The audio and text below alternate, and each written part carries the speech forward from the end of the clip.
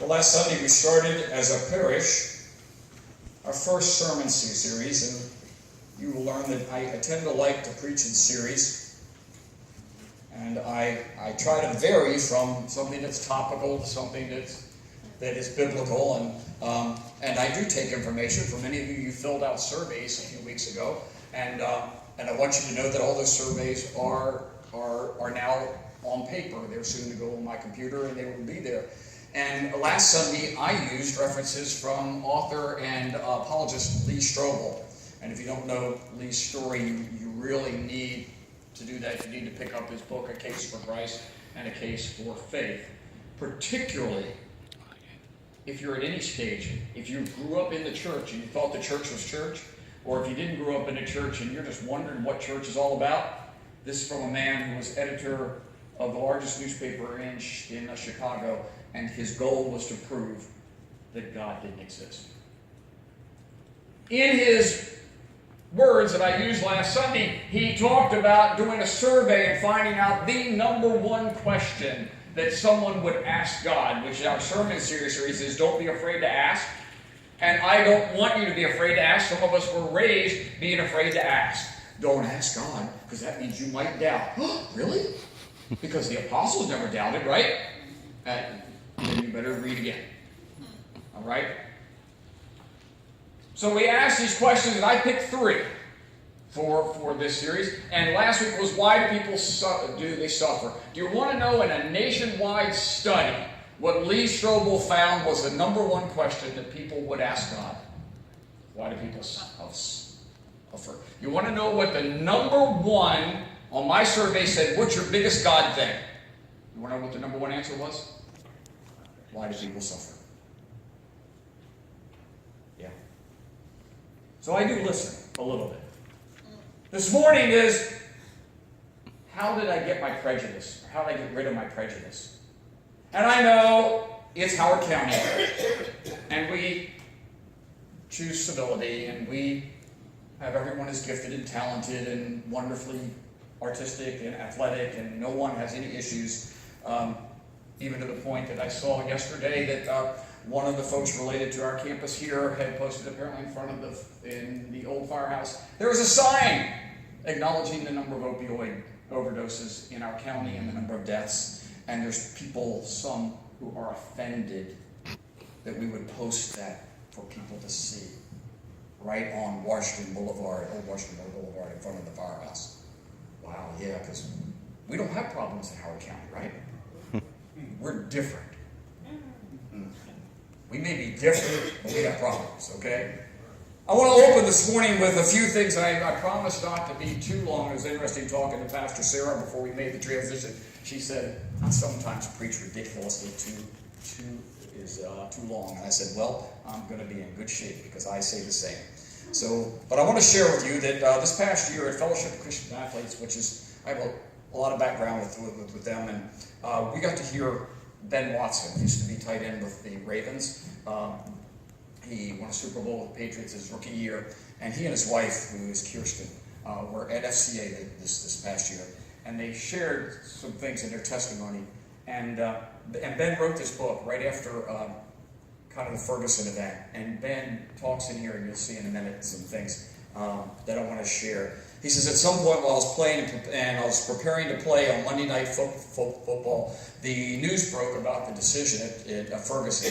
And after trying to figure out about how I felt, I decided to write it down, and here are my thoughts. I want you to hear these thoughts because I believe, the only reason I'm even offering this is because I believe this is a person who is giving us an opportunity to talk honestly about at least one of the major problems we face. He says, I'm angry because the stories of injustice that have been passed down for generations seem to be continuing before my very eyes. I'm frustrated because pop culture, music, movies glorify these types of police-citizen altercations and promote an invincible attitude that continues to get young men killed in real life away from the safety of movie sets and movie studios. Preach, Ben. I'm fearful because in the back of my mind I know that although I'm a law-abiding citizen, I could still be looked upon as a threat to those who don't know me, so I will continue to have to go the extra mile to earn the benefit of the doubt. I am embarrassed because the looting, the violence, and the protest and the law-breaking only confirm in the minds of many, validate the stereotypes, and thus the inferior treatment. I'm sad because another young life was lost from his family. The racial divide is widened. The community is in shambles as accusations, insensitivity, hurt, and hatred are boiling over. We may never know the truth about what happened on that day. I'm sympathetic because I wasn't there.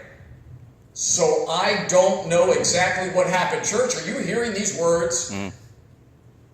Maybe Darren Wilson acted within his rights and duty as an officer of the law and killed Michael Brown in self-defense like any of us would in the circumstance. Now he has to fear the backlash against himself and his loved ones when he was only doing his job. What a horrible thing to endure. Or maybe he provoked Michael, and maybe he ignited the series of events that led to his eventually murdering the young man to prove a point.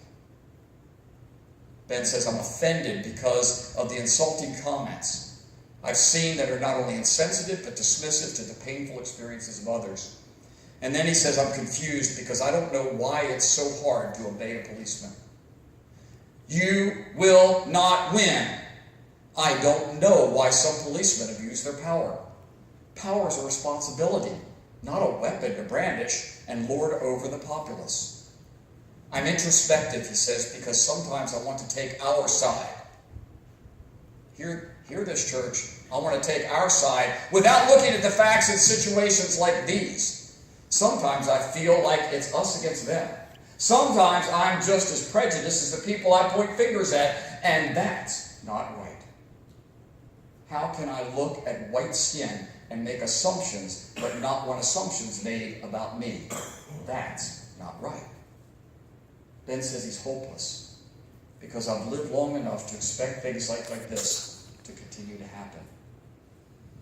I'm not surprised, and at some point my little children are going to inherit the weight of being a minority and all that it entails. He says, I'm hopeful. I'm hopeful because I know that while we still have race issues in America, we enjoy a much different normal than those of our parents and our grandparents, and I see it in my personal relationships with my teammates, my friends, and my mentors, and it is a beautiful thing. And he closes the series of statements with, I'm encouraged, because ultimately, hear this, the problem is not a skin problem, it's a sin problem. Sin is the reason we rebel against authority. Sin is the reason we abuse our authority. Sin is the reason that we are racist and prejudiced and lie to cover for of our own. Sin is the reason that we riot, loot, and burn. But I'm encouraged because God has provided a solution for sin through His Son, who is Jesus Christ, and with it a transformed heart and mind, one that's capable of looking past that which is outward and seeing what's truly important in every human being. The cure for Michael Brown and Trayvon and Tamir Rice and Eric Garner, our tragedies, is not education or exposure. It's the gospel. So finally I'm encouraged because the gospel gives mankind hope. I probably could just stop and leave it there. Ben does it better than I will. That's sort of the way it is. It's not a skin problem, it's a sin problem. Take out skin, put in whatever you want.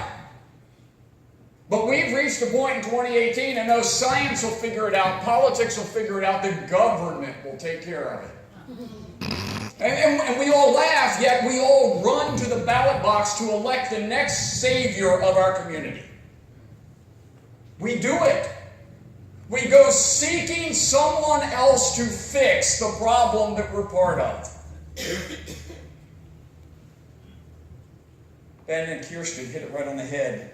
This morning, the Baltimore-Washington the conference started assembling on the National Mall in D.C. for United to Loving, asking folks that they could leave their churches, attend there. Some churches even closed, and I thought, times you just wonder, do you close, and the very people that need to hear it, they're the ones that aren't going. Mm-hmm. Let those go that want to go, and let's talk about real life here in Elk Ridge. All right? Let's talk about real life in Jessup and real life in Dorsey. Let's talk about that, because today they are meeting on the 1-year anniversary of a horrific event in Charlottesville. My friends who are police officers will tell you they can't get over some of the mess-ups they saw some of the police officers do. They also can't get over how somebody didn't shield those police officers the same way. So they see problems on both sides. I talk to those who are more concerned about the civil rights and the concerns there, and they talk about the exact same thing. They talk about problems on both sides. But yet, the big comments are always one-sided. Sure, we want to point at Fox, or we want to point at MSNBC, and they're on that side. Ben's telling you, the side is somewhere on both sides. Because even if the side that's wrong gets ignored, we got a problem. Because the perception is their reality. We become a society where we say it all the time. Well, perception's reality. I mean, look at some of the kids at VBS this past year. You would have thought the world was coming to an end because they bumped a lip. And we're not talking a 5-year-old, we're talking a 7 or 8. At 7 or 8, I would have been sucking it up because I want to get caught crying. There may be a problem with that too. So here we are today, and we look at the book of James. You know, what's interesting is we got to understand our scriptures a little bit. In the book of James, do we have any former Lutherans? Got one? Do you have any idea what Martin Luther thought of the book of James? He hated it. He called it the straw gospel. He said it was a whole bunch of do-good, feel-good, and mean-nothing stuff. And in reality, what's interesting is that because he said that it diminished the Pauline gospel, the gospel by faith and grace alone. That he talked too much about works. Now, John Wesley, on the other hand, liked James. Thought a lot of James. Because John Wesley said that he believed that if you were saved and you were living in grace, then you were obligated, you were drawn to service. Acts of piety. Means of grace. Lots of different words. James uses the example of the rich and poor to demonstrate his concerns about prejudice, and I think some of us find that easier to swallow. You know, it was in James, and some of us, and maybe some of you all here, and haven't been here long enough to really know, but if someone came in nice clothes, and someone came in pretty tattered or smelling bad clothes, that maybe there'd be a difference in the way they get treated. I want to tell you, if that's your practice, you probably don't want to do it when Pastor Tate and I are here. It probably wouldn't work well. I don't believe it is. But I think we find that one easy to swallow. You go, well, we never just put somebody up because they didn't have a lot of money. I mean, some of us don't have a lot of money.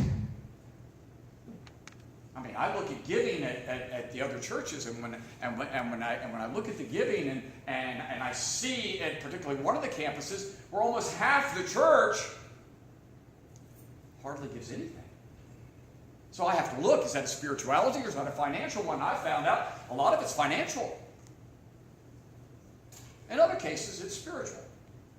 But here we are, so we have this poor in here, and he comes in, he says, my dear brothers and sisters, how can you claim to have faith in our glorious Lord, who's Jesus Christ, if you favor some people over others? Now, this is important in my translation. It says, some people more than others. You don't favor anybody. You don't get to choose. Because if that's the case, then how can you claim Christ? In verse 2 it says, for example, someone comes into your meeting dressed in fancy clothes, and then we give them a seat here. We tell the others to have a seat on the floor. It says, well, doesn't discrimination show that your judgments are guided by evil, not by good? James says the answer to their prejudice is in honoring Christ. Sound a little bit like what Ben Watson was saying? And then he challenges the prejudice of people with the punishment for sin. He says in verse 8, yes, indeed, it is good when you obey the royal law as found in the Scriptures. Love your neighbor as yourself. But if you favor some people over others, you are committing sin. You notice there wasn't any hedging around. There wasn't any maybe you are, or you might be, or it's not a good thing. You are committing sin, and he follows it and closes out on verse 9. You are guilty of breaking the law. So now he's called on those who have a heart for loving and caring and talk to their sin, and he's also gone after those who go, well, what does the Bible really say? What does the Scripture say? And their law. He's gotten the whole audience. He hadn't missed anybody. So what are some of the 2018 concerns? And I've said, if we're going to go look at where James was written and what it meant, then we better see what the heck it means in 2018. Because if it's got no meaning now, then we don't need to look at it. And it says, so would excluding the poor from worship still be relevant? It may not be here, but I am telling you, I have talked to pastors this last 4 weeks in seminary, and it's happening. It is happening still today. In churches where you walk in and you don't look like, and I don't mean by race, I mean simply by clothing, you don't look like, you're not as likely to be treated as well. And it's not always the big churches. It's sometimes the little ones who just feel like everything's slipping away and the only thing I have to cling to is what I remember from 1978. And I'm going to grasp that and hang on, and I get it. Ask any of the seniors in the room, for those of us who aren't in our 80s yet, ask them what it feels like to lose control of life that they've had control of for 80 years. It isn't good. It's scary. Would excluding the poor be relevant? We say yes. Unfortunately, yes, in some. But Ben Watson says in reality, certainly race can be a source of prejudice. And you would say, how can that be? One, as being an athlete, for those of us in the room, yeah, race was always an issue. It was always around. But as athletes, I just care if you can hit the inside pitch. I want to know if you can hit the fastball set. I want to know if you can strike somebody out. I don't really care. I want you to have a good attitude on my team, and if you've got a bad attitude, I don't care what your color is, I'm going to run you out of Dodge. But I grew up, I had a black student in my first grade class.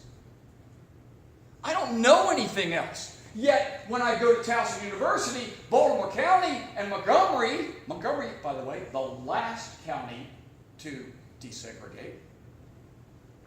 Now, the bastion of that kind of, the prejudice fact, well, look at us.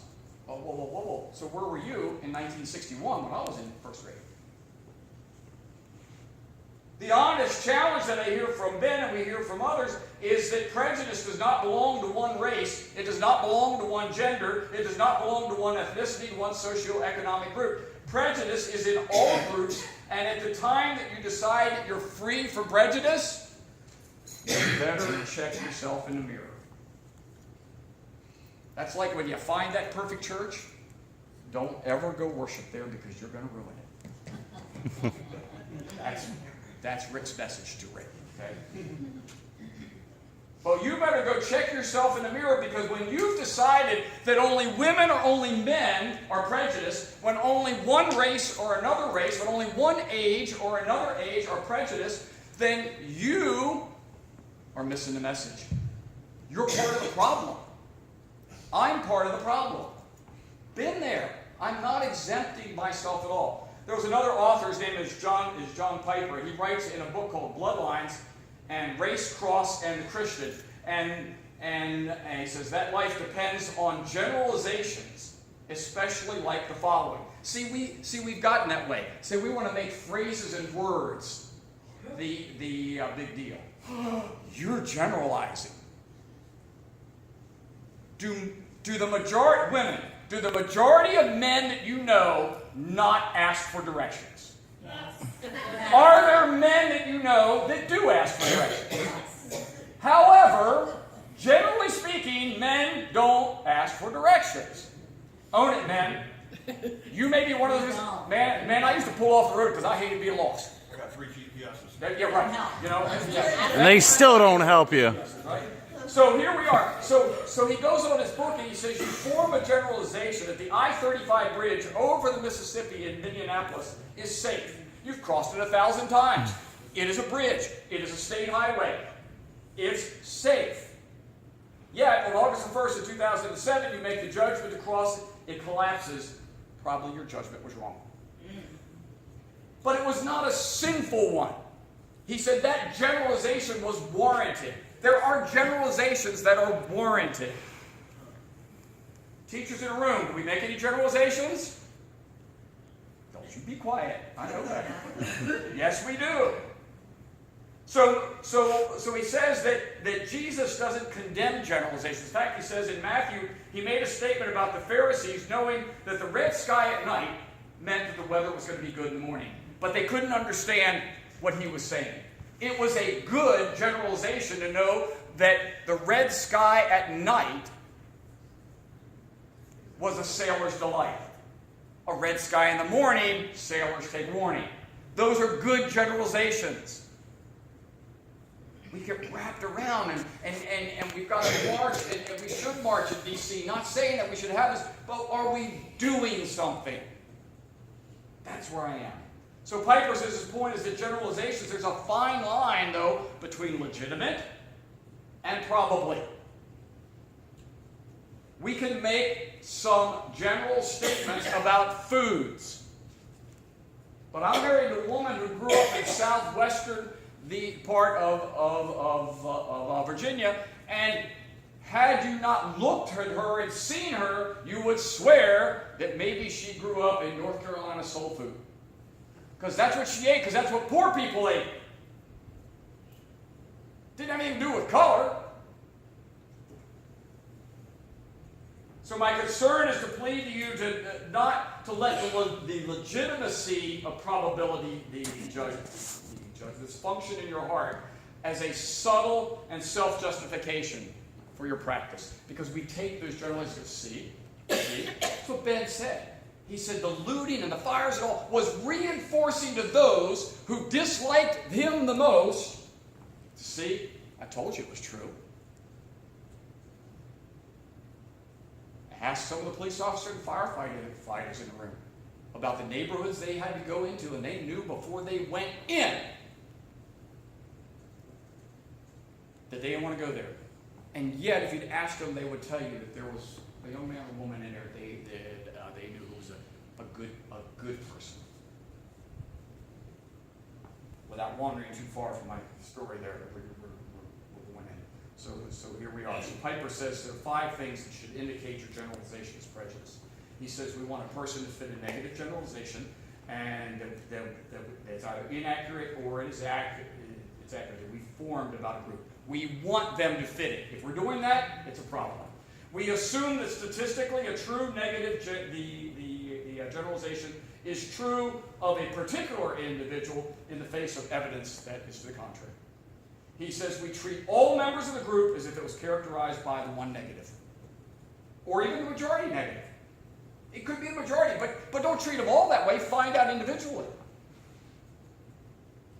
We speak negatively of a group based on generalization without giving any evidence. We speak disparagingly of a group based on a negative, the generalization, without any personal regard for that group. Then he gives us 3 points of a good heart, which helps us end our prejudices. And I don't know, for each one of us, breaking that prejudice in our heart is going to be tough. It's going to happen. And I will tell you now, there is going to be no perfection here. We are going on to that. And the sooner we acknowledge that our members within and our friends in our neighborhood are going to say a phrase, do something that maybe was not intentional. Lord, I used to do this every time in fights, and I know I got to move on. But kids at school would get mad at one another, and they would say things that were absolutely horrific. Often it would be racial. And it would be racial because you know what? For those of you who never talked, you don't understand. Those kids don't really want to fight. They want to hurt you. Quick and hard. Tell me that hadn't happened in a marriage or relationship once or twice. Where you said something just because you knew it would cut. And they said it, and then I have to send these kids down to the office, and they are going to be treated as a hate crime violation. And these two boys, if left alone, are going to be playing basketball together at lunchtime. But because of the word that they used, we decided we lost the big picture, is what Ben and Kirsten said. So he said, here's the three things that Mr. Piper says. Desire to know people and treat folks for who they really are as individuals, not simply as a representative of a class or group. If this were not so, Jesus could never be recognized for who he is. Because he was from Bethlehem. Can anything good come from Nazareth? Why listen to him? Serves no purpose. 2, he says, are you willing to take risks to act against the negative expectations and the belittling stereotypes? Paul said, love believes all things, hopes all things. I think he meant that love strives to believe, hope for the best, not for the worst. And finally, he closed out, he says, is ready to repent quickly and fully when we realize we made a mistake. And that goes the other way too. You better be ready to accept and give forgiveness. When someone says, I know how that sounded, but that's not how I meant it. Instead of saying, oh no, I know what you meant. Do you really? Do you really know? We all do it. God help us. Our hearts are deceitful and corrupt at times. We just constantly lean heavily on the gospel of the forgiveness of sins in Christ. Like Ben Watson said, it's a sin problem. And like James wrote, our faith does not exempt us from leading a life like Jesus. In order to live like Jesus, we got to have Jesus. That's where it starts. We got to have Jesus. And it doesn't come from just sitting in church. It comes from truly coming to a point of, Lord, I am broken. I need forgiveness. And you said it in Jesus Christ. And when we get that, when it lives in us, it'll just run out. And we'll make mistakes. And we'll seek forgiveness again. But we need our hearts to be broken to understand others from all walks of life. No one gets a free pass. Because if we're going to be united in love, we have to be united in Christ.